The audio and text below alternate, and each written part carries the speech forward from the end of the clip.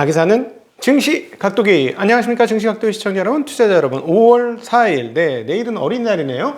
어린이날 전에 맞는 화요일 미국 마감으로 여러분을 찾아뵙게 되었습니다. 우리 어린이 여러분 안녕. 어린이 뭐 보는 사람 없겠지만 안녕. 왜 어른들은 애들을 보면 말소리가 애들처럼 바뀔까? 이 어떤 자기 동화를 통한 커뮤니케이션을 하고 싶은 그런 욕망이 본능적으로 작용하기 때문에 아닌가? 어쨌든 죄송합니다. 아침부터 방송사하고. 증시각도TV 오늘 할 얘기가 굉장히 많습니다. 특별히 연은 총재의 발언들이 많이 있었고, 특별히 뉴욕 총재의 발언들이 많았기 때문에 그 부분들을 오늘 정리해드려야 돼서 바로 증시각도TV 화요일 5월 4일 미국 마감 시황 말씀드리도록 하겠습니다. 증시각도TV 시작하겠습니다. 증시각도TV에서는 책 광고를 해드리는데 제가 다 읽어보고 광고를 드리고요. 읽으셔서 시간 낭비가 아닐 것들에 대해서 말씀을 드리는데, 이번 경제적 해자의 패토 씨는 상당히 유명한 사람이에요. 그리고 옛날에 쓴 책인데도 지금도 여전히 유효하다는 건 굉장히 의미 있는 것이 되겠죠. 쉬는 날에는 우리 어른들은, 어린이 아닌 어른들은 어린이하고 놀아주실 분들 외에는 에듀캐스트닷컴의 증시각도기 잃지 않는 쉬운 투자 괜찮을 듯 합니다. 초보 투자자를 위한 것이고요. 자, 오늘 미국 시장 보죠. 실적치 굉장히 좋았어요. 그리고 지표들도 너무 좋았어요. 근데 가격 부담이 좀 있다라는 것이죠. 사실은 칩 주식들 그리고 빅테크 기업들이 실적이 얼마나 좋았어요. 그런데도 불구하고 가격 부담을 좀 느끼는 상황이에요. 그래서 걔들은 좀 빠졌고, 오히려 이제 코로나가 실제로 그 인도나 이럴 때는 엄청 심하고 막 그렇지만 5월달 중순부터는 완연하게 좀 풀리는 그런 흐름들이 나오고 있습니다. 미국 시장에. 덕분에 그 컨택 관련 주식들은 상승을 하면서 전통주들이 많이 포진된 다우나 그리고 S&P 500은 주가 상승했다는 거. 러셀 2000도 0.49%가 상승을 했습니다만 나스닥만 0.48% 떨어졌는데, 기술주들 테크, 빅테크 얘들이 좀 많이 빠졌어요. 애플 정도를 제외하고는 빅테크 기업들이 모두 빠지는 양상을 보여주면서 나스닥이 좀 약세였던 흐름들을 보여주고 있습니다. 결국은 뭐냐면 가격 부담이 느껴지는 흐름 구간을 지나서 이 정도면 됐다 하는 정도, 어떤 일정한 시간 기간의 조정이든지 일정한 가격 조정 이후에 다시 상승할 수 있는 상황 아니겠느냐, 이렇게 보여줍니다. 실적은 진짜 좋아요. 진짜 좋은데 주가가 먼저 좋았어. 그렇게 해석할 수밖에 없는 그런 상황입니다. 그래서 이번 주에 이제 중요한 포인트는 지난 주말에 말씀드렸습니다만 고용 상황이 어떻게 나오느냐가 가장 중요합니다. 고용이 100만 명을 기준으로 왔다리 갔다리 할 것 같아요. 100만 명을 더 넘어버리면 너무 좋은 거야. 너무 좋으면 뭘 의심하죠? 사람들이. 근데 인플레이션이 날 수도 있겠구나라는 의심을 하면서 어떡하지? 연준이 어떡할 거지? 이렇게 했는데, 사실은 오늘 연준 의장과 연준 총재들의 발언들이 쫙 이렇게 있었어요. 그래서 이 발언들만 보면 그다지 걱정 안 해도 될 것 같긴 한데, 그래도 시장이 어떻게 발언할지는 느낄지는 잘 모르겠으니까 일단 그건 열어놔야 돼요. 그러니까 너무 지표가 좋으면 시장이 빠질 수도 있다. 인플레이션 부담들 때문에 빠질 수도 있다. 그러나 경기는 회복되고 있는 것이니까 경기 회복에 따라서 시간이 지나면 다시 줬던 걸 다시 받을 것이다. 이런 정도로 생각하시면 돼요. 그냥 지그재그장이 당분간 계속될 것인데, 연준 인사들의 발언은 어제 말씀드렸던 메스터, 클리브랜드 총재가 테이퍼링을 좀 해야 되지 않겠느냐, 이제 연말엔 테이퍼링 해야 되지 않겠느냐 하시는 분의 이탈 외에는 거의 단일 대오로 아직 멀었다라는 얘기를 하고 있습니다. 오늘 그 얘기를 드리도록 하겠습니다. 오늘 채권 시장은 강세였는데 지금 조금 더 강세예요. 1.62 이런 정도 됐었는데 지금 1.6이 깨지는 정도로 10년물 국채 금리가 강세를 나타내고 있고, 금값은 다시 1,800불 근처까지 올라갔고요. 유가 강세와는 이란과 관련된 루머가 좀 있고요. 그 다음에 달러는 약세, 유로 강세였습니다. 유로 강세는 귄도스 ECB 부총재께서 이제 우리도 이제 셧다운이 된다. 공급하는 부양책을 단계적으로 폐지할 수 있다라는 발언을 하신 것이 가장 크게 영향을 미치면서 유로화 강세였다. 이렇게 정리해 볼 수 있겠습니다. 자, 이제 시간이 없기 때문에 바로 연준 인사들의 발언 들어가도록 하겠습니다. 파월 의장 있었죠. 파월 의장은 뭐라고 말씀하셨냐면, 경제 전망은 확실히 밝아졌으며 경제 재개로 강한 경제 활동과 일자리 창출을 가져오고 있다. 그래, 좋다니까. 그러나 아직 위기에서 벗어난 것은 아니다. 아직 전쟁은 끝나지 않았다라고 말씀하셨습니다. 좋아요. 금융시장 입장에서는 좋아. 아, 고마워. 이런 상황인 거죠. 우리 연준. 그리고 가장 중요하신 분은 어찌되었건 총재보다는 의장님의 발언이다. 이렇게 정리해 볼 수 있겠고. 자, 그 다음에 2인자는 부의장이 있고, 자, 그 다음 3인자는 누구야? 뉴욕 연은 총재. 자, 뉴욕 연은 총재 오늘 인터뷰했습니다. 인터뷰가 자세히 그 연합 인포맥스를 통해서 우리에게 전해졌는데요. 경제는 빠르게 성장할 수 있는 위치에 있다라고 말씀하시면서 완화적인 금융 여건, 강력한 재정 지원, 광범위한 백신 접종을 통해 올해 경제 성장률이 1980년대 초반 이후 우리가 경험한 것 중 가장 빠르게 올라갈 것이다 라고 말씀하셨습니다. 그러면서 미국 경제 성장률은 올해 7%를 기록할 것이다. 띠용.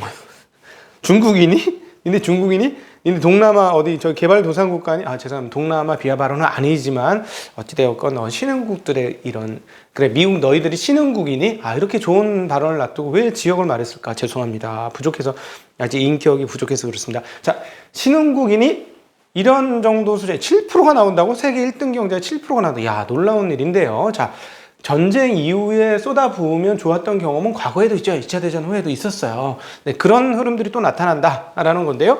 또 뭐라고 말하냐면 미국 정치는 앞으로 매우 강한 한 해를 보낼 것으로 보이지만 이런 환영할 만한 전환으로 연준이 공격적인 수준의 통화정책 지원을 철회할 어떤 즉각적인 필요성의 측면에 있다는 것을 말 더럽게 어렵네요. 죄송합니다. 입이 걸어. 이빨을 제대로 닦고 왔어야 돼. 입이 겁니다. 네. 뭐냐면, 경기가 엄청 좋고, 엄청 많이 회복될 거고, 그래, 7%까지 회복되는데, 그렇다고 공격적으로 그냥 우리가 밀어붙였던 이 부양책을 철회할 이유는 아직 없는 것 같아. 라고 얘기했습니다. 최대 고용과 가격 안정성이라는 목표에 대해서는 아직 거리가 있어. 고용 아직 멀었고, 안정적인 그 모든 것들의 이건 가격 안정성. 뭔 말인지 잘 모르겠는데 하여튼 가격 안정성의 그 거리와는 거리가 있다. 이렇게 얘기하고 있고 우리가 보고 있는 지표들은 여전히 통화 정책 기조를 전환하기에 충분하지 않다라고 얘기했고 에너지 가격 상승 매우 약한 지난해 지표와 비교해 봤을 때 올해 연준의 인플레이션 2% 목표를 다소 상회할 것이라고 얘기하면서 그럼에도 불구하고 인플레이션이 지속적으로 상승할 것이라고 기대되지는 않는다라고 얘기했고요. 팬데믹의 독특한 상황으로 인한 가격 변동성에 가격 변동성에 지나치게 반응하지 말고 그 대신 인플레이션 기저 흐름에 초점을 맞추는 그러니까 두더지처럼 톡톡 튀어나오는 인플레이션은 신경 쓰지 말고 이게 그냥 흐름으로 쫙 2% 이상 막 한 3%를 향해서 가고 있는 게 기조적으로 보일 것이냐 여기에 초점을 맞춰라. 그런데 우리가 보기에는 그거 아직 멀었거든. 저 밑에서 지금 올라오고 있지만 아직 멀었거든. 너들이 생각하는 그 정도 아니거든. 아니라니까 이렇게 얘기하고 계십니다. 고용이 다시 살아난다는 최근 지표가 있지만 팬데믹 이전과 비교해 여전히 일자리가 부족하다. 완전히 다시 돌아가기 위해서는 당분간 큰 일자리 숫자가 필요할 것. 자, 이 얘기를 이제 곧 일자리 발표하는데 100만 정도 나와도 커버 쳐줬어. 그러니까 원래 우리 이제 지난주 말에 이번 주 시작하면서 무슨 생각을 하냐면 100만 이상 나오면 경기가 너무 좋아서 인플레이션 우려 때문에 시장이 한번 빠질 거야 라고 예상을 했는데 이분께서 그 정도 아니야. 됐어. 아니 형 이 정도지. 형 이 정도면 정말 많은 거지. 아니야. 형, 이 정도면 진짜 많잖아. 아니라니까. 라고 지금 뉴욕 연은 총재인 존 윌리엄스 총재께서 말씀을 하셨다는 것입니다. 네. 점점, 이러다가 거리의 그 악단에 들어갈 수 있겠어요. 자꾸 이런 식으로 하다가. 자, 토마스 바킨 리치먼드 연은 총재께서는 미국 경제가 여전히 연준의 자산 매입 프로그램 축소를 위해 정해놓은 기준을 충족하지 못하고 있다라고 발언을 하셨습니다. 그러니까 그 연은 총재들 지난번에 클리브랜드 그 총재 이후에는 그분의 이탈 외에는 아직 다른 분들은 그냥 하나로 묶여 있다는 얘기죠. 네, 이런 얘기 진행되어지고 있고, 김도스 이시비 부총재께서는 이 시비는 코로나19 백신 접종 추세가 임계 수준에 이르고 경제 회복의 속도를 내게 될 때 응급 부양책을 단계적으로 폐지할 수 있다라고 얘기하시면서 유로 강세를 이끌어 주셨습니다. 또 자넷 옐런 장관께서도 한마디 하셨는데요. 인플레이션이 이슈가 될 것으로 보지 어떻게 했을까? 본다? 안 본다. 인플레이션이 이슈가 될 것으로 보지 않는다라고 말씀하셨고, 하지만 인플레이션이 문제가 되면 우리는 이를 바로잡을 수단을 가지고 있다라고 말씀을 하셨습니다. 그러니까 걱정하지 마라. 그러니까 지금 이제 딴 게 올라가는 거지. 이거 보니까 미국 인플레이션은 없을 것 같은데, 근데 돈 많이 풀었잖아. 이거는 인플레이션, 명확한 인플레이션 상황인데 왜 자꾸 인플레이션 아니라고 그러지? 그냥 뭐 어떻게 하지? 미국 국채 가격 그럼 여기서 막 금리 오른가 아닌가? 돈 막 사주고 그래서 아닌가? 안 되겠다. 원자재나 사자. 그랬더니 금도 좀 산 게 아닌가? 1,800불까지 갔습니다. 지금 원자재 계속 강세인 흐름들을 볼 수 있죠. 구리값도 다시 그냥 그 $10,000 근처에서 계속 놀고 있어요. 9,800 밀렸습니다만 9,800이야. 0.5%까지나 밀렸습니다만 9,800. 그러니까 원자재 가격은 오른다면 잘 안 떨어져. 이런 흐름이고요. 자, 지표 너무 좋습니다. 미국 4월 ISM 제조업 구매자 지수 60.7 나왔습니다. 물론 지난달에 비해서는 떨어졌어요. 지난달에 64.7 나왔기 때문에 굉장히 안 좋다라고 볼 수는 있긴 한데, 그 64.7이 어느 정도냐면 83년 12월 이후 계속 말씀드렸어요. 83년이에요. 83년. 약 40년 전에 기록했던 것 최고치만큼보다 더 나왔다는 그런 상황인데, 그거보다 조금 떨어졌다고 엄청나게 나쁜 거냐, 그렇게 얘기하기는 좀 어려운데, 어쨌든 요즘에 공급 쇼티지에 대한 것들을 일부 반영한 것으로 보인다라고 볼 수 있겠고요. 4월 ISM 제조업 고용지수는 55.1로 이것도 이전 59.6보다는 좀 떨어졌습니다. 반면에 미국 마켓의 4월 제조업 PMI는 60.5를 기록했는데요. 이것은 2007년 5월 지표 집계 이후 사상 최고치. 그러니까 대체적으로 다 좋아요. 유럽도 독일 3월 소매 판매는 7.7% 올랐습니다. 이전에는 2.7%, 7.7, 독일이라는 큰 나라가 소매 판매가 7.7%나 많이 올랐고요. PMI 66.2예요. 52 기준점입니다. 높죠. 이탈리아 PMI 60.7 나왔어요. 그리고 EU 4월 구매관리자 지수는 구매관리자 지수 PMI 62.9, 이전 63.3 나왔습니다. 이것도 역시나 이 수준이면 97년 자료집계 이후 최고치 수준에서 놀고 있습니다. 기업 뉴스 말씀드리죠. 테슬라가 독일 기가팩토리 생산이 내년 1월 말까지는 시작되지 않을 것이라는 뉴스로 3% 크게 빠졌습니다. 제가 말씀드렸던 거죠. 100만 대를 생산해야 되거든, 올해. 그래야 되거든.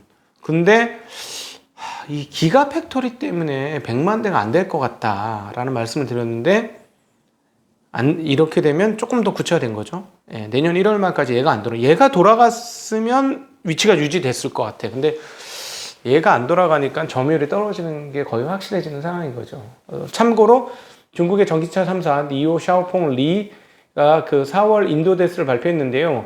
니오는 7,102대, 작년 대비 125% 상승, 샤오퐁은 5,147대, 작년 대비 280%, 리오또는 5,530대 39대로 작년 대비 113% 올랐습니다. 굉장히 많이 올랐는데, 여기도 이제 반도체 부족으로 2분기는 좀 어려울 것이다 라는 이야기 하고 있고요. 자, 버크셔가 1% 상승을 했습니다. 영업이익이 70억 2천만 달러고 투자 수익을 제외하고도 상당히 높은데요. 아주 중요한 발표가 나왔죠. 만약에 이제 우리 버핏 옹께서 이제 자리를 떠나게 될 경우는 그레그 아벨 부회장이 버핏의 뒤를 이을 것이라고 얘기했다고 합니다. 자, 이제 드디어 그 전설의 버핏 선생님도, 버핏님도, 이제 현장을 떠나시는군요. 이렇게.